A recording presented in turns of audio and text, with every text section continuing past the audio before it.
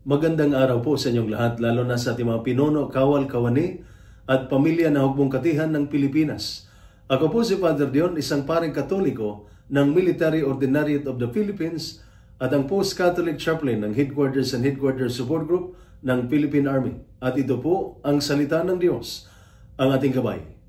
Ngayon po ay Friday, October 3, 2025 of the 26th week in Ordinary Time. At ang tema ng ating mga pagbasa sa araw na ito ay makinig sa Diyos, mamuhay ng may pananagutan. Sa unang pagbasa mula sa aklat ni Baruch, chapter 1, verses 15 to 22, inamin ng bayan ang kanilang mga kasalanan. Kami ay nagkasala laban sa Panginoon at hindi kami sumusunod sa Kanya. Hindi namin pinakinggan ang tinig ng ating Diyos. Naunawaan nila na ang hirap at kapighatian nila ay hindi lang galing sa mga kaaway sa labas, kundi dahil din sa kasalanan at pagwawalang bahala sa loob ng kanilang puso. Isang paalala ito sa atin, ang pinakamabigat na laban ay hindi lamang sa labas, kundi sa loob. Ang laban kontra sa kasalanan, kayabangan at pagwawalang bahala sa Diyos. Sa sundalo, kapag hindi sinusunod ang utos, nalalagay sa panganib ang buong misyon. Sa bayan, kapag nalilimutan ng Diyos, humihina ang pundasyon. Ngunit kapag ito'y nagpakumbaba, umamin at bumalik sa Diyos, bukas ang Kanyang awa at handa niya tayong ibalik sa tamang landas. Sa Ebanghelyo naman, mula sa Ebanghelyo ni San Lucas, chapter 10, verses 13 to 16, mahigpit ang babala ni Jesus sa mga bayan ng Corazin, Bethsaida at Capernaum.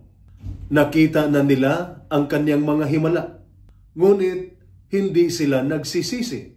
Narinig na nila ang Kanyang mga salita, ngunit binaliwala nila. Ito ang ibig sabihin. Ang biyaya ay may kaakibat na pananagutan. Kung nakarinig tayo sa salita ng Diyos, tungkulin nating isabuhay ito. Para sa sundalo, malinaw ito. Ang pagsunod sa utos ay hindi optional.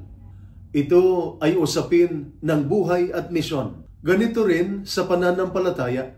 Ang pagsunod sa Diyos ay hindi dagdag lang, kundi mismong sandata at kaligtasan.